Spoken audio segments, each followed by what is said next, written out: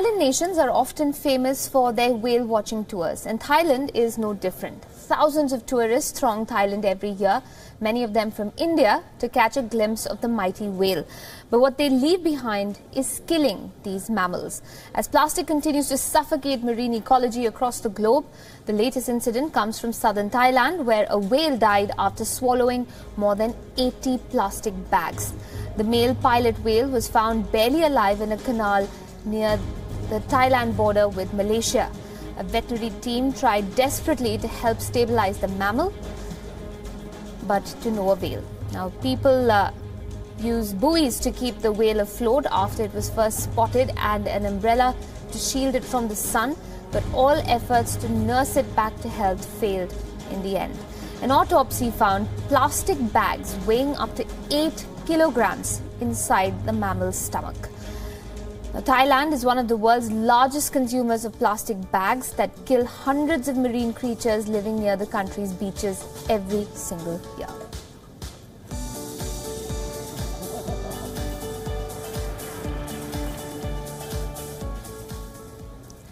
Now, it's World Environment Day tomorrow, but we're building up from now to look at how you and I, in our everyday practices, could end up utilizing plastic a little bit lesser, doing our bit even if it's not World Environment Day every single day, because on an average, every day, a majority of plastic ends up in landfills, waterways and ecosystems. It not only damages the environment, but also kills marine life. As many as 100,000 marine creatures die every single year from plastic entanglement, and every person on earth is equally responsible for the sorry state of affairs. But it seems that the world is slowly waking up to the hazards of plastic. It's not as swiftly as environmentalists would hope or expect, but the difference is becoming more and more visible. Many countries have acted and called for a ban on some forms of plastic, if not all. But while governments are doing their bit, it's time each one of us makes the switch and avoids the use of plastic. So how exactly do we completely rid our lives of plastic? You may ask. It's a difficult task, no doubt, but it isn't impossible. Changes made to everyday life can reduce your plastic footprint to a great extent. So next time when you step out to do some shopping, especially grocery shopping, avoid asking your local store for a plastic bag. Instead, carry a reusable cloth or paper bags to bring your groceries back home. And why buy packaged drinking water when you can just carry a bottle of your own? Not only does it save you big bucks in the long run, it also reduces plastic waste, because every time you use one of those small plastic bottles, remember, it's single-use plastic. They're thrown away right after because they can't be utilized by the next person. Plastic straws are often given out with soft drinks and cocktails, even cups of coffee. But only a tiny fraction of plastic straws are recycled due to their small size. Now, most of them end up in landfills or even in rivers. It's time to ditch that plastic straw. We're all grown-ups now, aren't we? If you order a takeout, ask restaurants not to send you plastic containers, or if they do, maybe you can find a way to reuse these containers at home without disposing them after just a single use. You can also carry a set of reusable cutlery with you to avoid single-use plastic alternatives. At work, you can consider having a set of cutlery in your drawer for your lunch break. Instead of using cling film, for instance, to pack your lunch, use long-lasting containers that you can take a lunch tin to work and store leftovers in glass jars and boxes. These are also going to help you out financially in the long run. You may also reduce your use of plastic, but when it comes to garbage disposal, most of us end up dumping our trash in bins that are lined with plastic bags. Maybe it's time to switch to paper bags, which degrade more easily. Whether it's fruits or vegetables or even meat, buying them loose means you avoid the plastic packaging that keeps them all together in a multi-pack. And it's also healthier that way. You can also ensure you are buying the freshest produce if you ditch the plastic. Now, a young Indian woman is on a mission to beat plastic pollution, and she's undertaken this mammoth task single-handedly, hoping to gather some support on the way. This is the story of 32-year-old Rajeshwari Singh, who is doing her bit to save the environment and some more. Take a look. As temperatures soar across northern India, people find respite in air-conditioned rooms. But the blistering heat won't stop this 32-year-old who is on a mission. Meet Rajeshwari Singh, a social entrepreneur who has taken it upon herself to spread awareness about how to stop the use of plastic. And how does she do it? By walking. 22 cities, 4 states and 1100 kilometers. Rajeshwari Singh is walking to India's national capital New Delhi from Vadodara in Gujarat. She embarked on this journey alone, with nothing but a small bag containing her wallet, cell phone and clothes, and a placard that read, "My waste, my responsibility." Her journey is not an easy one, but the challenges have not affected her spirit. She posted this message on social media on May 25th. Hello everyone, this is Rajeshwari and I'm on the Delhi Jaipur highway, and Delhi is 230 kilometers from here, and I've covered almost 800 kilometers and 230 still to go, and it's the 35th day today, and I've crossed Jaipur a couple of days back, and today I'm going to take a stopover at Chandwazi, which is on the Jaipur National Jaipur Delhi highway, and it's been an amazing experience. And the weather right now is about 45 degrees, almost 42 to 43 degrees at the moment. Singh has not used any kind of plastic for the last 10 years, and she wants to inspire the same kind of behavior among the people that she meets on this journey. Elaborating on her mission, she said, and I quote, "As of now, I have not contributed to plastic pollution. Neither am I carrying anything wrapped in or made of plastic, nor am I consuming food items or water packed in plastic. I ask local people to give me water in a glass and eat local food." It has been over a month since she began walking. Her feet are covered with blisters and the rising temperature makes the journey grueling. But there is nothing that can stop this young woman from achieving her goal. Bureau Report, WION. Right, we'll be continuing our coverage of World Environment Day through the day tomorrow. Do stay tuned to WION for that. But for now, we're turning our attention to some good news for women battling breast cancer. A major international study has found that women with early stage breast cancer don't actually need chemotherapy. The research says that close to 70% of women with the most common form of early stage breast cancer can be spared the agony of chemotherapy. Now, researchers determined that patients with smaller sized tumours that hadn't spread to the lymph nodes did just as well without chemo as those who got the treatment. Oncologists say that the findings would mean that affected women could be treated safely with just surgery and hormone therapy instead of the more harsh chemotherapy. Women with early stage breast cancer whose molecular diagnostic test score, the Oncotype DX test, shows an intermediate risk of recurrence, can be effectively treated with hormone therapy only and do not need to receive adjuvant chemotherapy. Chemotherapy is commonly used to lower the risks of recurrence, emergence of new breast tumours and death from the disease. But now cancer care has been evolving away from chemotherapy, which has harsh side effects. This is because chemotherapy drugs travel around the body and attack both cancer and healthy cells, leaving patients prone to vomiting, fatigue and in rare cases heart failure. This recent study is the largest ever done of breast cancer treatment, and the results will prove a major relief for up to 70,000 patients a year in the United States alone.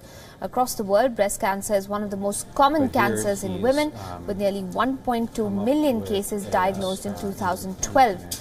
In India, breast cancer accounts for 27% of all cancer cases in women.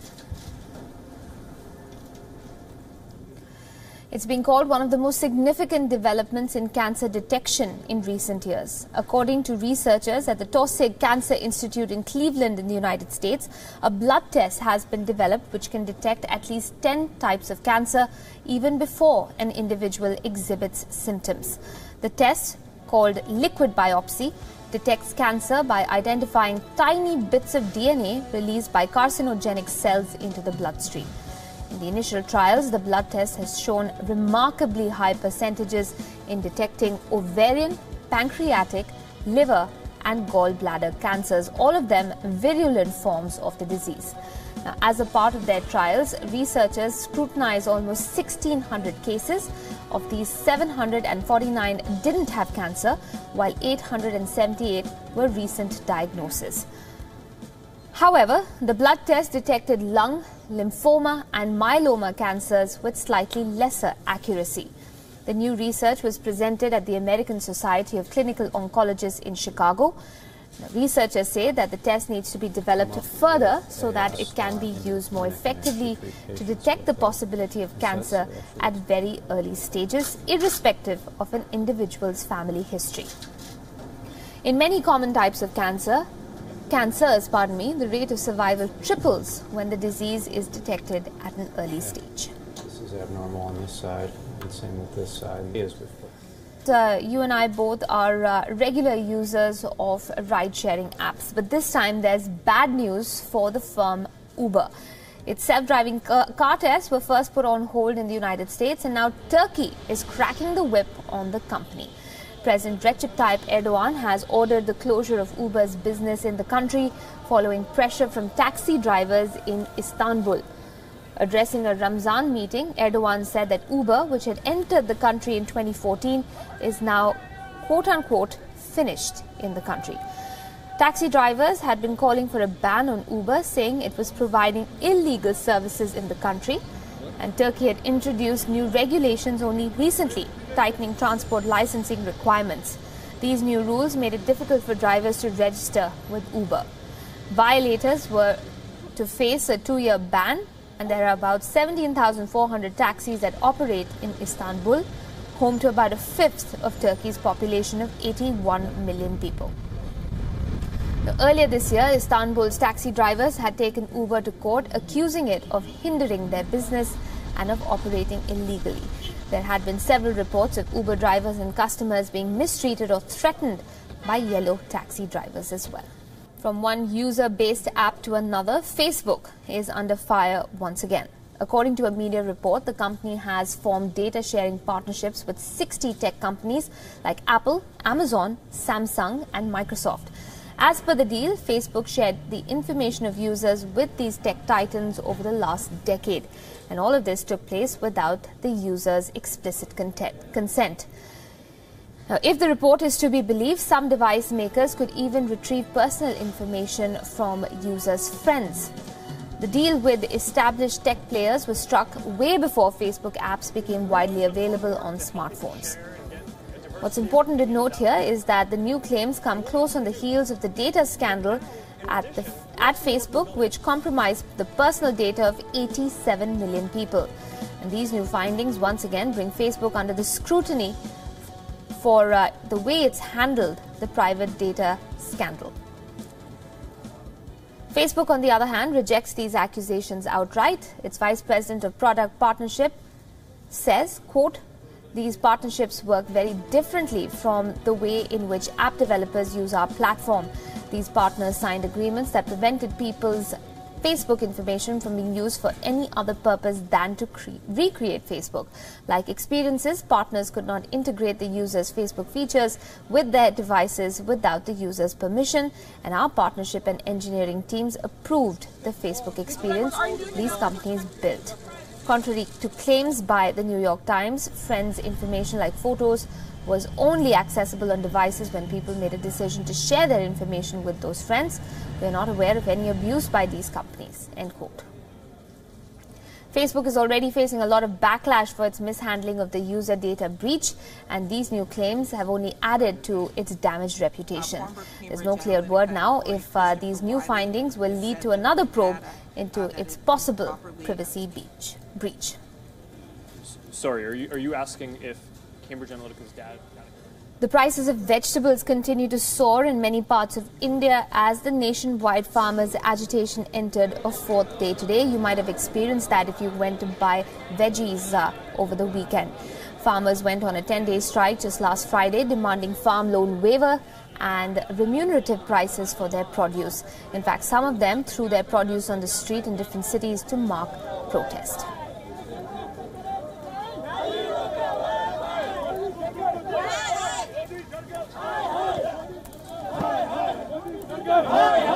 Till now, the agitation has remained peaceful, with political rivals targeting the central government, alleging apathy towards the farmers. Meanwhile, security has been beefed up in Madhya Pradesh's Mandsaur district in view of the Congress President Rahul Gandhi's visit on June 6th to mark the first anniversary of the killing of 6 farmers in police firing during protests last year. A student pilot made an emergency flight landing on a busy street in Los Angeles due to engine troubles. A video showed a dashcam footage of the plane hovering low over the streets of LA before successfully landing on the road at a distance. Local media say that the student from Orange County Flight Center was the only person on board, and she managed to avoid hitting power lines, and there were no reports of injuries or damage either.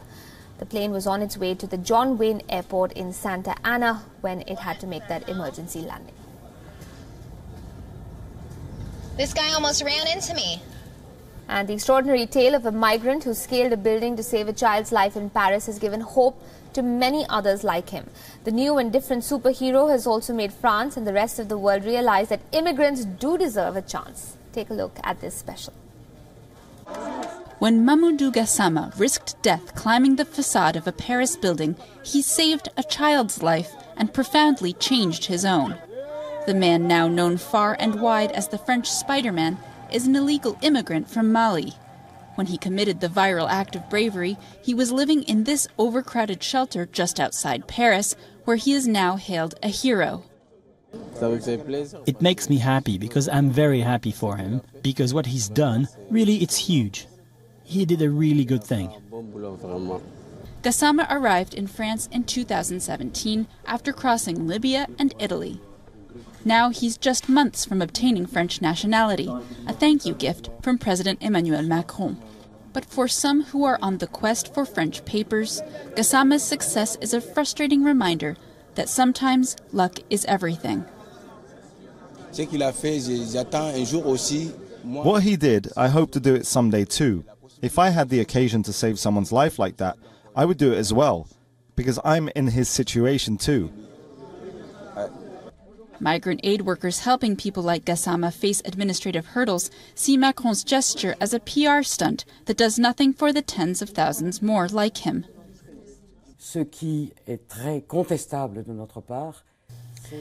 What's really questionable in our view is that this gesture of gratitude on behalf of France has been made into a symbol of political humanity towards foreigners in France.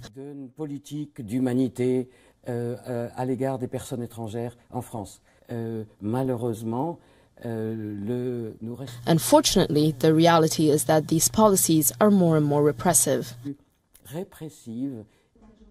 Macron himself has said that Gassama's naturalization is an exceptional gift in an exceptional case.